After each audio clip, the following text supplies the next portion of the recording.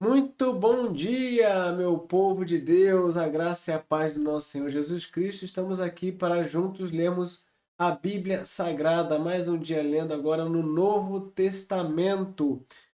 Se você percebeu, também hoje é um dia, é um vídeo que já foi gravado, né? Porque eu tô sem internet, a internet onde eu tô não consegue fazer a transmissão ao vivo. Então, esses dias excepcionais a gente deixa gravado para acompanhar tudo direitinho nosso cronograma. E o nosso cronograma de hoje que nos diz que a gente tá, olha só, a gente tá no dia 261, tá dando para ver aí aqui, ó, 261, e hoje a gente vai ler Mateus de 7 a 9. Então eu já cumprimento a todos vocês que estão aí assistindo juntos, né? Um beijo no coração das irmãs, um forte abraço aos irmãos, mas não dá para eu falar o nome um por um, porque tá gravado esse vídeo, né, gente? Então vamos já começar aqui a nossa leitura de hoje em Mateus capítulo 7.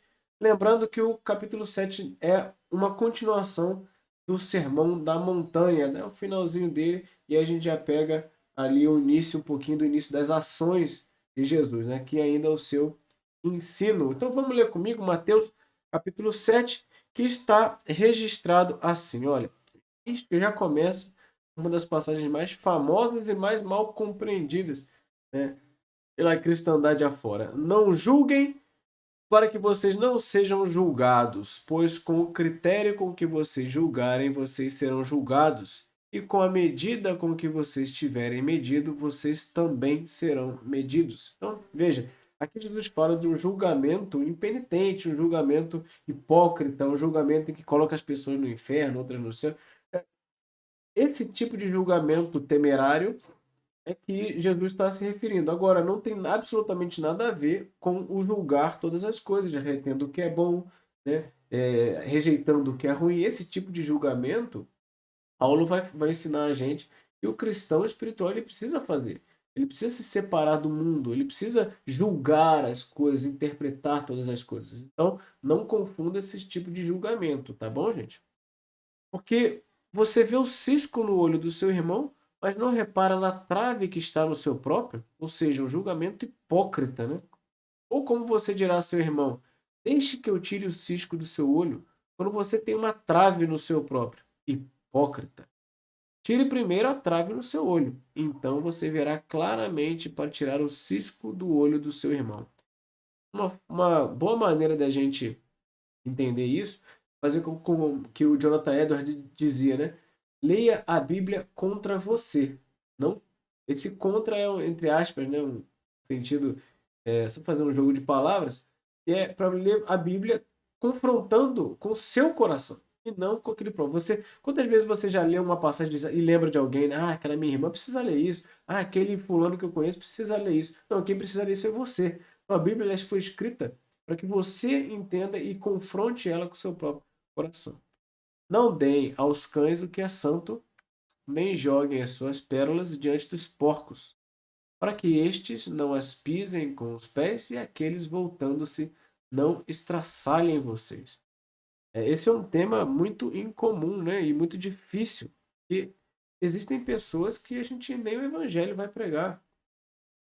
Jogar pérolas desde dos porcos, né? Na verdade, você prega, mas vai chegar um momento que você vai reter as coisas e falar, olha, eu estou jogando pérola aos porcos, né? Mas aquela primeira apresentação precisa ser feita.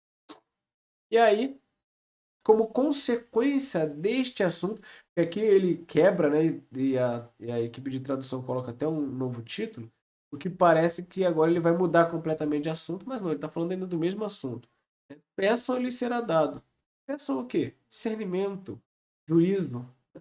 Busquem e acharão, batam e a porta será aberta para vocês.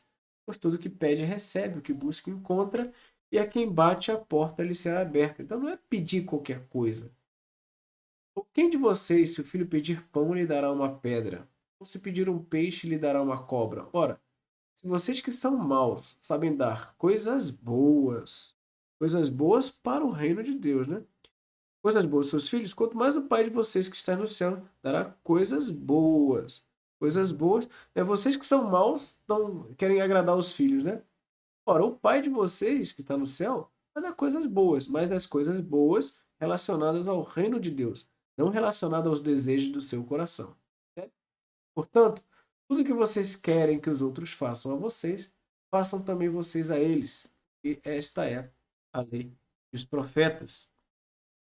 Entrem pela porta estreita, que larga é a porta. É a porta, espaçoso é o caminho que conduz para a perdição. São muitos os que entram por ela. Estreita é a porta e apertado é o caminho que conduz para a vida. São poucos os que o encontram. Forte isso, né? Cuidado com os falsos profetas. Se apresentam a vocês disfarçados de ovelhas, mas por dentro são lobos vorazes. Né? Quanto tem de pastores que se beneficiam da sua autoridade para oprimir o seu povo, seja, né, espiritualmente, psicologicamente, financeiramente. Pelos seus frutos vocês o conhecerão. Por acaso se colhem uvas de espinheiros ou figos de ervas daninhas? Assim toda árvore boa produz frutos bons, porém a árvore má produz frutos maus. A árvore boa não pode produzir frutos maus, e a árvore má não pode produzir frutos bons. Toda árvore que não produz bom fruto é cortada e jogada no fogo. Assim, pois, pelos seus frutos vocês os conhecerão. Nós conhecemos os pastores por as atitudes deles, né? Nem todo que me diz Senhor, Senhor entrará no reino dos céus, mas aquele que faz a vontade de meu Pai que está nos céus. Muitos naquele dia vão me dizer Senhor, Senhor, nós não profetizamos em seu nome, e em seu nome não expulsamos demônios, e em seu nome não fizemos muitos milagres? Eu lhes direi claramente: eu nunca conheci você. Afastem-se de mim, vocês que praticam o mal. Ou seja, eles ficam lá expulsando demônios, fazendo milagres, mas eles praticam o mal. Afastem-se de mim. Todo aquele, pois, que ouve essas minhas palavras e as pratica, será comparado a um homem prudente que construiu a sua casa sobre a rocha. Caiu a chuva, transbordaram os rios, sopraram os ventos e bateram com força contra aquela casa, e ela não desabou, porque tinha sido construída sobre a rocha. E todo aquele que ouve essas minhas palavras e não as pratica, será comparado a um homem insensato, que construiu a sua casa sobre a areia. Caiu a chuva, transbordaram os rios, sopraram os ventos e bateram com força contra aquela casa, e ela desabou, sendo grande a sua ruína. Quando Jesus acabou de proferir essas palavras, as multidões estavam maravilhadas com a sua doutrina, porque ele as ensinava como quem tem autoridade e não como os escribas. Então, aqui está uma marcação dos discursos de Jesus. Então, aqui é o fim do primeiro de Jesus. Quando Jesus acabou de proferir essas palavras, a gente vai ver essa frase repetindo-se diversas vezes aqui em Mateus. Quando Jesus acabou de proferir esse discurso, quando Jesus acabou de proferir essas palavras, então aqui marca o fim do primeiro discurso de Jesus.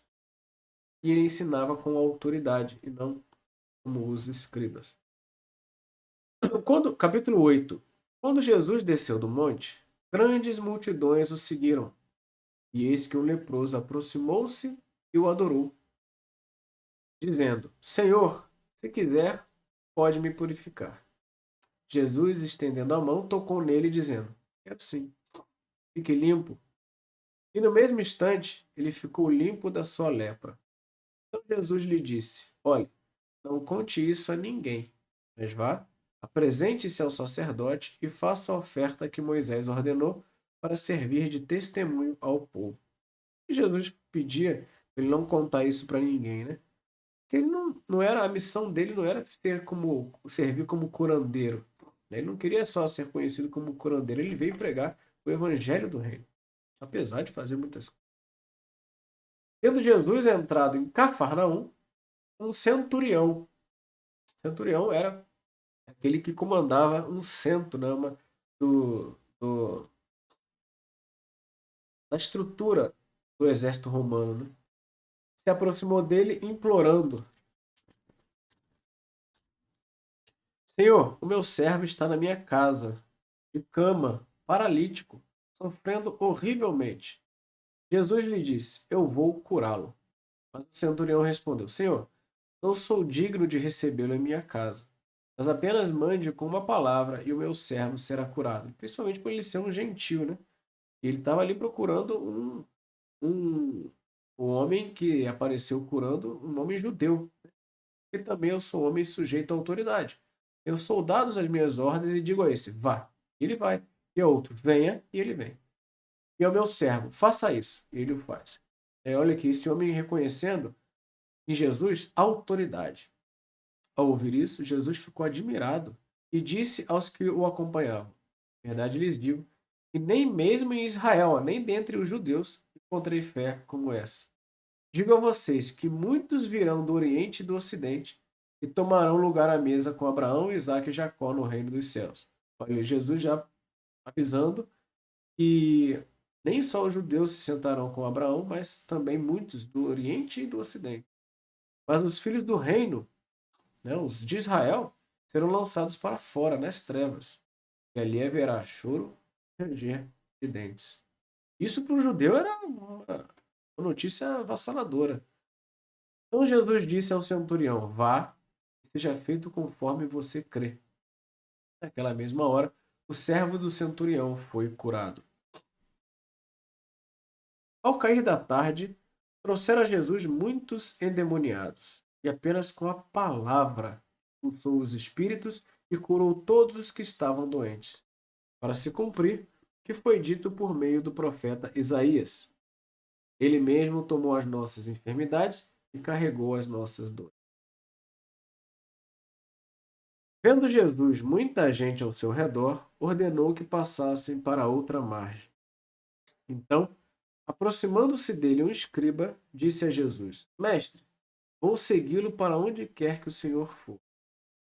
Mas Jesus lhe respondeu: as raposas têm as suas tocas e as aves do céu têm os seus ninhos, mas o filho do homem não tem onde reclinar a cabeça. É o termo que ele usa de Daniel, né? Filho do homem. O outro dos discípulos lhe disse: Senhor, deixe-me ir primeiro sepultar o meu pai. Veja que eram discípulos, né? Discípulos que estavam ali aprendendo sobre o reino. Opa. Mas Jesus respondeu: siga-me e deixe que os mortos sepultem os seus mortos. Ou seja, segui-lo no reino é mais importante do que sepultar ali seu próprio pai. Ou há quem diga que isso aqui era uma frase típica da época, né? Deixa eu continuar seguindo meu pai até ele morrer. Pode ser. Ou pode ser o evento ali mesmo do sepultamento. Das duas maneiras, o sentido da palavra é o mesmo, né? Não, você primeiro precisa seguir a mim e ao seu próprio pai. Jesus entrou no barco e os seus discípulos o seguiram. E eis que levantou-se no mar uma grande tempestade, de modo que as ondas cobriam o barco. Jesus, porém, estava dormindo. Mas os discípulos foram acordá-lo, dizendo: Senhor, salve-nos, estamos perecendo. Então Jesus perguntou: por que vocês são tão medrosos, homens de pequena fé? E levantando-se, repreendeu os ventos e o mar, e tudo ficou bem calmo. E aqueles homens ficaram admirados, dizendo: quem é este que até os ventos e o mar lhe obedecem?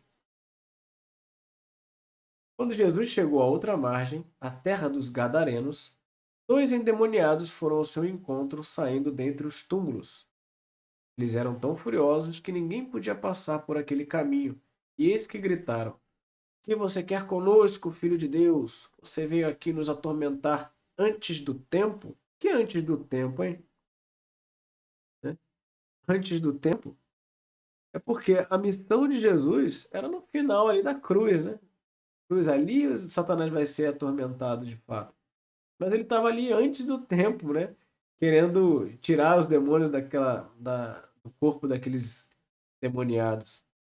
Ora, uma grande manada de porcos estava pastando não longe deles. Então os demônios pediram a Jesus com insistência: se você vai nos expulsar, mande-nos para a manada de porcos. Jesus disse: pois vão. E eles saindo entraram nos porcos, e eis que toda a manada se precipitou espinhadeiro abaixo para dentro do mar, e morreram nas águas. Ou seja, Jesus aqui no evento, né, Satanás não seria destruído, é, o fim dele não seria agora. Então por isso que era antes do tempo, né? Ainda está antes da cruz, ainda está antes da batalha final. Os que tratavam dos porcos fugiram. Chegando à cidade, anunciaram todas essas coisas e o que tinha acontecido com os endemoniados. Então a cidade toda saiu para encontrar-se com Jesus. E ao vê-lo, pediram-lhe com insistência que se retirasse da terra deles. Eles ficaram, né, indignados porque talvez a criação de porcos fosse muito forte ali para a sobrevivência deles, né? Esse cara que está atrapalhando os nossos negócios, né? Capítulo 9. Ó, uma aguinha aqui, minha gente.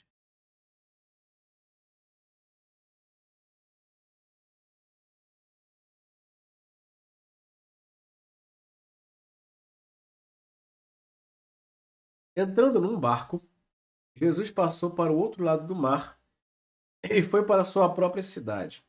E eis que lhe trouxeram um paralítico deitado num leito.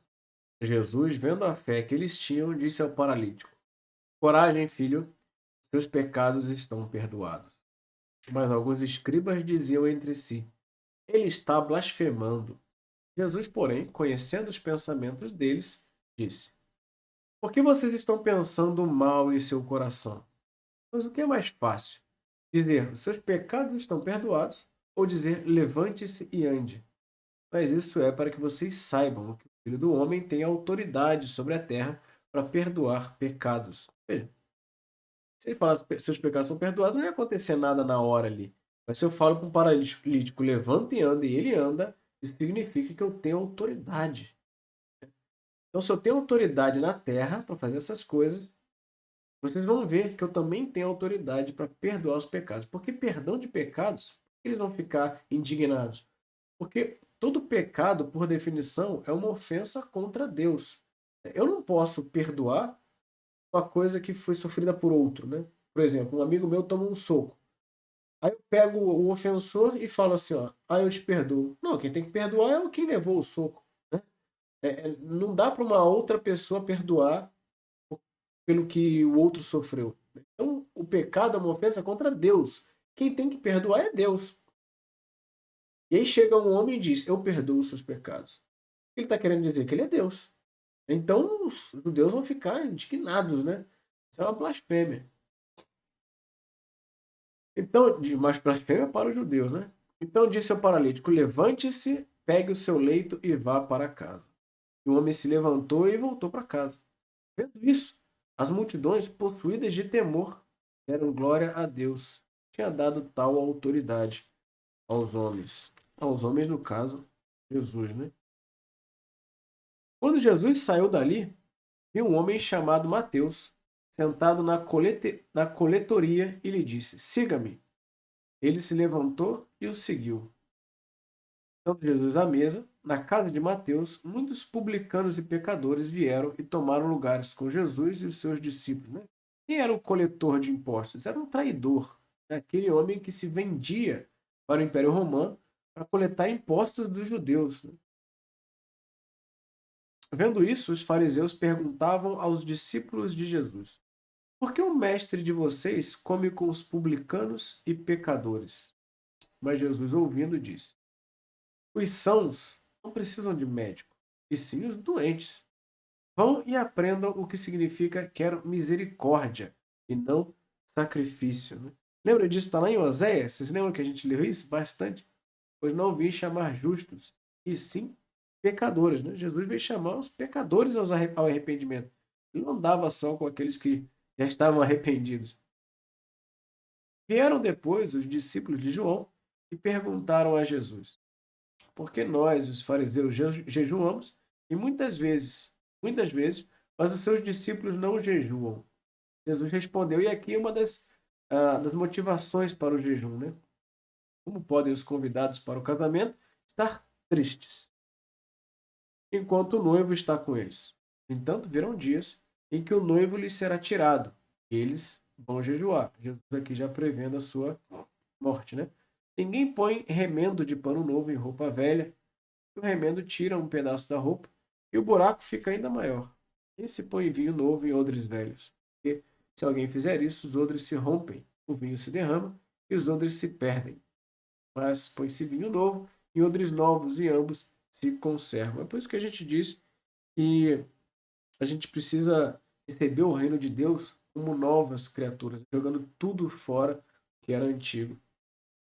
Quando Jesus lhes dizia essas coisas, eis que o chefe da sinagoga, aproximando-se, o adorou e disse: Minha filha morreu agora mesmo, mas venha impor a mão sobre ela e ela viverá. Olha que fé, né? E Jesus se levantou e o seguiu, juntamente com seus discípulos. E eis que uma mulher, que durante 12 anos vinha sofrendo de uma hemorragia, veio por trás de Jesus e tocou na borda da capa dele. E dizia consigo mesma: Se eu apenas tocar na capa dele, ficarei curada. Jesus, voltando-se e vendo-a, disse: Coragem, filha, sua fé salvou você. E desde aquele instante, a mulher ficou sã. Tendo Jesus chegado à casa do chefe e vendo os tocadores de flauta e o povo em alvoroço, disse: Saiam daqui, porque a menina não está morta, mas dorme. E riam-se dele. Mas quando o povo tinha sido colocado para fora, Jesus entrou, tomou a menina pela mão e ela se levantou. E a notícia deste acontecimento se espalhou por toda aquela terra. Então, tudo bem curar paralíticos, né? Agora ressuscitar mortos. Quase ninguém lembra dessa menina, né? Lembram mais de Lázaro, né? Saindo Jesus dali, 2 cegos o seguiram gritando: Tenha compaixão de nós, filho de Davi. Quando ele entrou em casa, os cegos se aproximaram e Jesus lhe perguntou: Vocês creem que eu posso fazer isso? Eles responderam: Sim, Senhor. Então Jesus tocou nos olhos deles, dizendo: Que se faça com vocês conforme a fé que vocês têm. E os olhos deles se abriram. Jesus, porém, os advertiu severamente, dizendo: Tenham cuidado para que ninguém fique sabendo disso. Aquela mesma história de sempre, né? Não falem isso para ninguém. Eles, porém, saíram e espalharam a notícia a respeito de Jesus por toda aquela terra. Eles não conseguiram, né? Quando eles saíram, eis que trouxeram a Jesus um mudo endemoniado. E assim que o demônio foi expulso, o mudo passou a falar. E as multidões se admiravam, dizendo: Jamais se viu tal coisa em Israel. Mas os fariseus diziam: Ele expulsa os demônios pelo poder do maioral dos demônios. Então, olha, a Bíblia que está sendo bem clara. E alguns vão tentar explicar, né? Não, na verdade, o que ele tinha era esse problema tal, tal, que a ciência hoje pode explicar, mas na época não podia. Não, não tem negócio de doença aqui. Aqui o que ele tinha era um espírito, ele estava endemoniado. E Jesus expulsa o demônio dele. E aí acusaram ele que ele estava expulsando o demônio pelo poder de um demônio maior. Depois Jesus vai explicar. E isso é loucura, né? Porque seria um reino dividido. Se ele, como o poder de Beelzebul, expulsasse demônios, né? Estaria dividindo o reino demoníaco. Jesus percorria todas as cidades e aldeias, ensinando lá, repetindo, né? Ensinando nas sinagogas, pregando o evangelho do reino e curando todo tipo de doenças e enfermidades.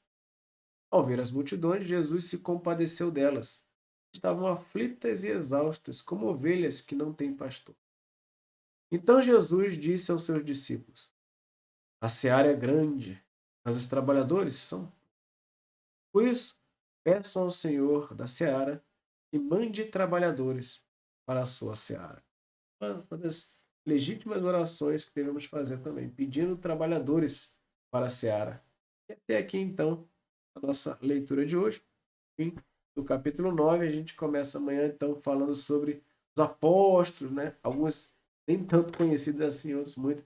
Mas, muito obrigado até aqui por essa leitura de hoje. Obrigado você que está acompanhando, você que está começando agora no Novo Testamento, você que já vem junto com a gente desde lá o Antigo Testamento, não importa, o importante é que a gente tenha força para continuar lendo a Bíblia toda e por isso a gente precisa orar, precisamos pedir muita ajuda do Senhor, porque nesse caminho vão ter obstáculos, vão ter dificuldades, conflitos de horários, mas o importante é colocar essa atividade como prioridade. Essa é a prioridade. O resto se ajeita. A minha família foi muito transformada com essa missão nossa, porque a gente começou a transformar a nossa rotina com isto em prioridade. E aí depois a gente coloca as outras coisas para se ajustarem diante disso. Eu convido você a fazer isso mesmo. Muito obrigado. Beijo no coração das minhas queridas irmãs. Um forte abraço dos meus irmãos. Eu vou ficando por aqui. Até amanhã, gente. Tchau, tchau.